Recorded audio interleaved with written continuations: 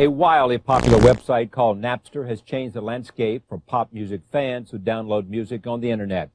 Downloading music files isn't new, but using the web to share music files among thousands of other fans for free is not only new, it is controversial.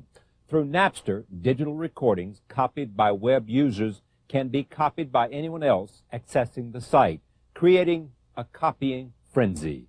And it's all free to the user. That's put Napster on the catching end of lawsuits from artists and from the recording industry, which wants the website shut down. Just this week, a federal judge in California ruled against some of Napster's defense, a ruling the company plans to appeal. Among the lawsuits pending against the company is an action filed by the legendary heavy metal group Metallica.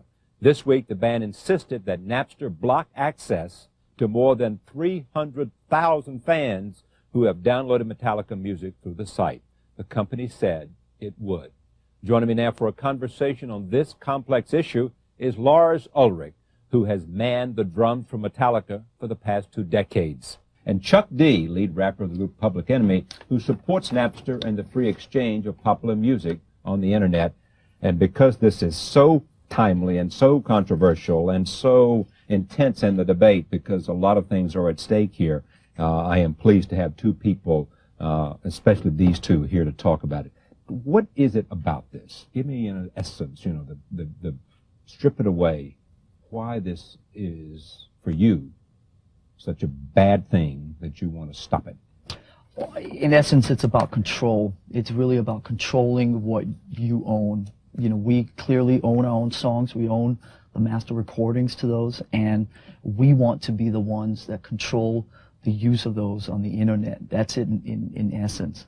So we are going after Napster legally, in a legal form, but at the same time, which is becoming increasingly important to us, is to try and get this debate out into the public forum, to try and make people understand what's at stake here and what the ramifications are if this is not something that's dealt with and sort of guided into some sort of, with some sort of parameters that makes the artists, the service providers, and the fans out there happy. What's at stake? What's at stake is really the control of it. Okay, an artist's right to own and control his own art. Yes, that's what's at stake for us right now.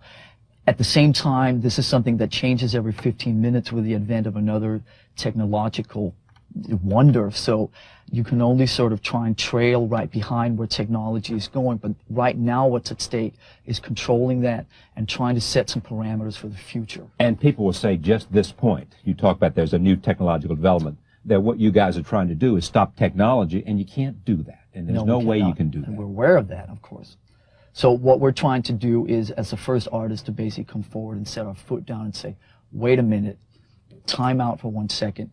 Let's just sit down and deal with this and try and get both a public debate going on how to control this for the future, and also, in the course of the legal forum, to try and go after Napster and show to the other upstart companies out there that provide similar services that if you're going to do this, you're going to have people like Metallica with very deep pockets who are very tenacious and very emotionally involved in trying to fight this on your back all the time, and whether that's something that you want to continue pursuing, basically. People say, just again, on your very point, they say, you've got such deep pockets. Music has been so good to you. You've made so much music that so many people love.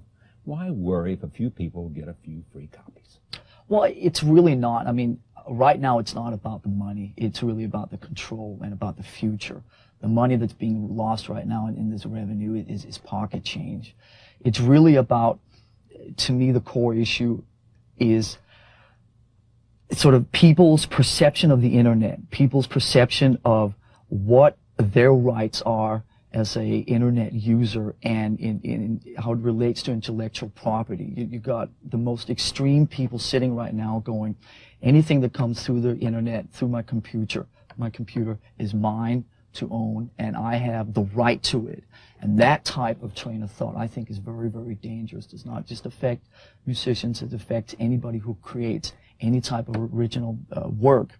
And that is something that really has to be dealt with. This thing that people take it for granted, that because it comes through the computer, through the internet, that they have a right to it. It's a very, very dangerous You think this decision is to the take. first step on a very slippery slope? Yes. That will lead to the artist losing all control. Yes, and of not his just work. musicians, all artists who create anything from scratch, absolutely. People also say people have been recording songs off the radio for a long time. People go to your concerts and they record your songs. And we advocate that. I know you do. Right. So what's the difference? Well, the difference is basically having a perfect first-generation digital copy of the song is basically equivalent to owning the original master CD that we sell in the stores. So we encourage people to tape our music at concerts. We have no particular issues with home taping because you're talking about clear generation losses. But when it is the original master recording of our song available in a perfect digital format, that is a different story. Even though they're not going to sell it, even though it's just for personal use, even Yes. though none of that matters. In the end, it's control. At the end of it, it's control, and it's about the people. Part of what we're trying to do here is make people understand that what they're doing is illegal. I'm not even going to get into the moral issue, that it's illegal. And if we can get one by one Because it's people, theft of property in your it's judgment. theft of property, absolutely. You're an artist. You're an artist. Public Enemy, you don't want your stuff taken off. Well, I look at Napster as just being a version of new radio. I look at, in all due respect to Lars and Metallica, they have an issue where they own their masters and they control their realm, and they want to talk about control of their realm, which is warranted and granted indeed, but they're the exception to the rule. I think the debris of artistry over the last 50 to 60 years has proven that the music business has been one in control of the artist's destiny, throwing them in, throwing them out. And right now, this war goes beyond their heads. This is like the power goes back to the people, because the industry has, over the last 15, 16 years, has been accountant and lawyer driven, and it hasn't been about the artistry. And I look at Napster as a situation, or the connection between file sharing, which this is, and downloadable distribution as power going back to the people. I also look at this as being a situation where, for the longest period of time, the industry had controlled technology, and therefore the people were subservient to that technology, and at whatever price range that the people would have to pay for it. But where does the people's power stop?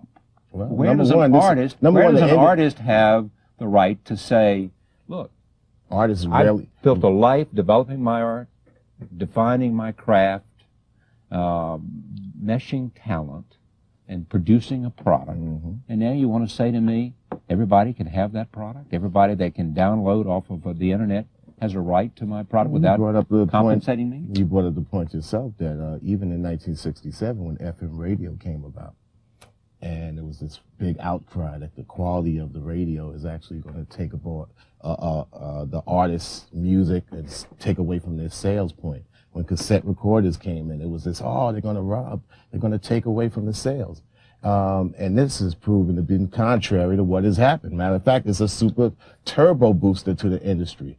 What is going to take place now is that, the computers have allowed the internet to actually expose music throughout the world, a greater exposure point, and for an industry that has prided itself off the enthusiasm of the fans, it's really funny hearing them trying to put their hands up and saying, well, this is the biggest thing since the Beatles, but we have to stop it until it gets regulated. And the industry for long has driven out contracts which claim worldwide rights, which they have never been able to fulfill. But if I understand your argument, right, and you've written about this eloquently, it is that this is the internet, and downloading music is the only way some artists have a chance of reaching an audience. Right.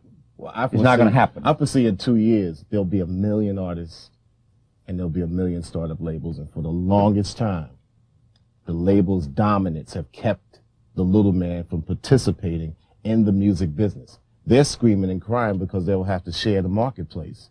I don't have a problem with that. I looked at the major labels and their dominance, being lawyer and accountant driven, counting what's not there, and then coming up and concocting a situation like this will hurt the music industry when there's actually no proof. I'm pretty sure Mr. Lars would agree that the 336 people that he named, they're pretty much 350,000 people are Metallica fans. Yeah, well, of course, the other argument is that they could come back with some other name. And I also would also it goes out one fire at a time. I mean, that's clear. I mean, just because for every counter argument that somebody has, well, do you realize, you know, that somebody else, it's like you can only deal with it one step at a time. I mean, that it's sort of like you're just going to sit there and say, well, there's always somebody who can, you know, build another nuclear warhead. So does that mean that you shouldn't go and destroy the ones that exist already? So you take it one step at a time. The odds are obviously against us, but we believe that for us, it's the right thing to do. And I agree with a lot of the things that you're saying. But where do you disagree with him? I mean, well, in other words, are you guys talking past each other? You agree with young artists ought to have an opportunity to find an audience, or do you? Well, what I agree with is that I think that for artists that want to use Napster as a vehicle to get out there, I have no problem with that. In the same way that I don't want people to have a problem with me not wanting to use Napster. Okay, so as here's our vehicle. solution. Right. Here's our solution. If you don't want it to be downloaded, then don't download it. If you're a young artist who needs an audience, download it. What's wrong with that? I mean, the problem... Is that your argument? Well, yeah, I mean, my analogy is the Book of the Month Club situation, where every month you get a book in your mailbox, and if you don't send it back, if you don't go to the trouble of sending it back, you have to pay for it. So what Napster could have done is they could have gone to all the artists, and they could have said, we are starting the service, we're providing the service, would you like to partake in it? And give everybody a chance to say, yes, thank you, or no, thank you. It's clearly not technology will happening. beat technology each and every time.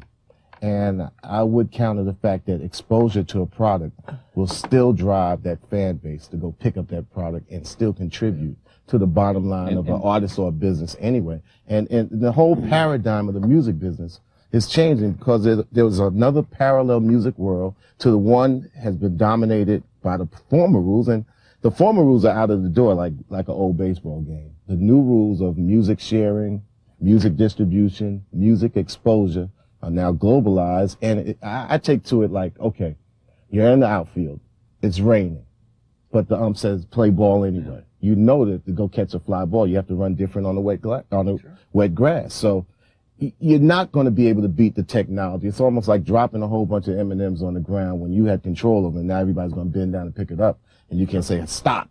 You know. Let me ask you, you're in the movie business too, right? I do scoring. I'm not in the movie. Well, okay, but I mean, you do scoring for movies. Right. Suppose you make a movie, and we get the capacity to download movies, and you finance the damn movie, you know, and you hire the actors, and you score it, and you go out, and you bring musicians in, and I'm sitting there at my internet site, and somebody creates software so I can download your movie, and I'm not going to the theater to see your movie, and I'm not going to buy a cassette, and I'm not going to buy a DVD. I'm going to take my little equipment and download that sucker. I better understand that I better not spend a lot of money making that movie, number one. Well, you don't have any problem with that, because you're saying to me, that's the new world. I can't have the accountant's mentality of counting what wasn't there in the first place. Accountant mentality is like, oh, you could have had, well, and now the terrain is totally different. So what are you saying to all artists that create products that can be downloaded, either now or later, because it's all coming to all fore. digital. You're saying anything that can be digitized, if you're an artist, look, it's going to be shared, and it's going to be a certain amount of people who have an interest in the technology are going to get theirs free. Wake up and smell the coffee. Right. That's the technology that's come into place, and the only thing. And you're saying to Lars, forget it. It's a losing battle. I talked to Dr. Dre, what did Dr. Dre say? Dr. Dre was basically clueless. He just like, hey, so his lawyer, and Lars is probably more connected to the lawyer, and and Dre's a good friend. Yeah. And if the lawyer said, Dre, they're taking money out of your pocket, then Dre say, hey, yeah, stop them. But the issue at hand is bigger than all this. And so I just wish that I could sit here and tell you, Charlie, that it was about the money. It's clear we have, and respect that we have different opinions on this, but I just believe the control. Yeah, and what you were saying about, of course, there will be, in a year or 5 years or whatever, there will be softwares you can download movies. Right. I mean, this goes everywhere. This goes literature, poetry, the whole 9 yards. It really is about this whole perception about if it's intellectual, do I have a right to it for free because technology allows me to If it can be downloaded, it can be free, is what somebody's going to say. It's going to throw commerce and the whole perception of all this stuff completely on its head. And does it mean that the only things that you can't apply this to are people working in assembly lines? But I Lars, mean, it's just, I think it's beneficial to trigger off the enthusiasm of what's taking place. You got budding Metallica fans that, you know, and that will increase, but there's so many ancillary areas that you guys control that you won't be able to download that they got to come to you for. And we have to look at, you know, the sound as dominant as it was in the last 50 years of industry controlling the hardware, making you, you know, also have the software that you have to comply to both. That whole paradigm has changed. So now it has to be other ancillary areas. Now many artists will have the opportunity to actually interact with the global aspect of the world. And they couldn't do that before, and the companies couldn't do that. Now, of course, if we talk about control, you know, that's a microcosm of what the big boys are going to actually say themselves, like, we have control, Charlie, and we have the control to bring you into issue quick, which is, I think that most of what you're saying deals with the record company being these money hungry, you know, greedy, blah, blah, blah. Remember one thing. I can guarantee you that there's nobody at Napster that is doing this as a charitable event for all of mankind, okay? There are investors behind Napster, and there are people that are sitting counting the days till Napster has an IPO offering, and they all make millions of dollars in return for their work. But there's always been the shadow of technology lurking over entertainment anyway. Right. And it's definitely been two different worlds. But there's millions of dollars involved in this in the same way that there's millions of dollars in the evil of music business, as you're saying. And I just think that it's like, if the record company bosses don't take the money, then the internet people are going to somebody's going to profit off this. And if it's not the artist, then you're profiting illegal. It's bulletproof. I mean, all right, it's bulletproof, meaning what? Meaning that the argument. I mean, who can argue with that? All right, here's my point too. Do you know, when you say it's not about the money, it's not about the money now. When you say it's not about the money, somebody says it's about the money. You know, it's always true. When somebody says it's not about the money, somebody says it's about the money. That can also be my counter argument. Yeah. People sit there and go, it's about greed for Metallica, but it's also a reversible greed because you're just as greedy because you don't want to pay $16 for a CD. That's the marketplace. Well, good point. Let me finish this point though. The other point is that you think this principle is so important that if there's some fans out there that are going to be alienated because you're out front leading the fight, you're saying goodbye. Bye-bye. We got enough fans. If you don't have enough, we can spare a few. No, it's not even that, Charlie. It's if you don't have enough respect for the fact that I believe this way and that I have a right to challenge it and try and write it for what's right for me, I don't want you as a fan. Well, I think there's artists, whether they're in Oslo or whether they're in the middle of the United States, who can't get signed or probably couldn't get signed because of the limitations of the music business. This actually expands that whole paradigm, and I just think that they will thrive off the new system as opposed to trying to beg on the old system. But I'm not saying that they can't thrive on it. I'm saying that there's got to be a way to make people who want to retain the control of their copyrighted material happy, and in the same way make Napster available to the people who want to use it. There's a couple of ways that's being developed right now. Absolutely. I'm working with people in Silicon Valley on a way to work with MP3s to make it free for the public and then retraceable back to the artist having control and money. But the thing about it, the company actually being, you know, then wait a minute. It's free to the public and it's traceable back to the artist, so they have control. Makes revenue for the artist and whatever team. Who pays the revenue to the artist? Then I don't get this. Well, this company exists out there and they're working on it now, and right, but you cannot look me in the eye and tell me that they're not doing it for some kind of profit. Well, they're doing it because they could be technical nerds that just love to see change every second. You got cats out there. The kid that got involved with Napster, you think he had... You know what? I respect you, man. I respect you, but you know, in the United States, nobody does anything for free. Lars, you got people out there that will buy your album even if after they download it. Why do you think Blockbuster's a big industry when people could tape off of HBO, Cinemax, and Showtime? They still will go get it. I've talked to people who are sitting there going, I downloaded one of your songs from Napster. I went out and bought the record. wonderful, God bless you, but does that mean that I can't still go after Napster? I mean, Oh, no, I no, think it's nobody said you wonderful. can't. But I just think it's ignorant to sit there and say that just because you take it away from the record business and the record companies and you hand it over to all these other people that make it available in a different way, that there's not going to be the same profiteering from that. That Same is thing ignorant. with I mean, you're not crying about the radio industry making their money. The radio industry actually. But I'm not crying about the music business making money on it because they invested in the. Fred Durst sits there and says, you know, I believe that Napster is a great company, and we want to go against what the record companies do. Who paid for your Nookie video? Who spent $600,000 so you could have a video on MTV that made you sell $8 million? You didn't pay for it yourself. If Fred Durst Somebody else died paid tomorrow, for it. it'd be somebody else there. So I'm not saying the record companies are bad guys. They're just doing for whatever. Right. There's a debris of artistry in the artist's graveyard to actually feel sorry for those cats. All right. Let me conclude with this. Give me a solution to this. I'm not sure that I have one right now in a soundbite. I think ultimately by the time we get around to making our next original album, that we will have looked at the possibilities and potential solutions enough to start on the next new album cycle with making the new record or portions of the new record available in some format to people on our conditions and our terms. We're looking at that right now. If all this wasn't taking up so much of our time and energy right now, we could concentrate on that, and we will be. It's all about balance. We'll get there. So let me just say right now, I'm thankful you came here so we can at least get this conversation going. Last word, you got a solution to this other than full steam ahead for free access? Well, it's a parallel world and a new paradigm taking place. We have to adapt to it.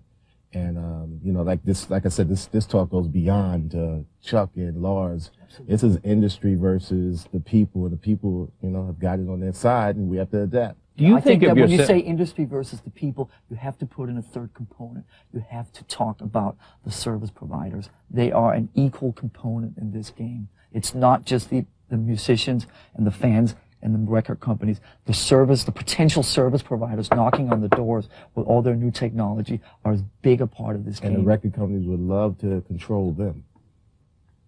Just like they would love to control radio and TV, but... Are you more of an entrepreneur or an artist? I'm part Jamaican. I got 9 jobs, so I could be anything at any given day. But I do tell you that I thrive off the enthusiasm of the people. I think the power goes to the people, bottom line. I have a global point of view at things, and I don't have that typical American entrepreneur spirit that would probably, land me in a nest egg. So I've always been that way. Thank you. Thank you, Chuck D. Thank you, Lars. Pleasure. Thank you, on the program. Lars. Thank you both. We may be able to solve this thing here if we get the Napster people in. We'll be right back. Stay with us.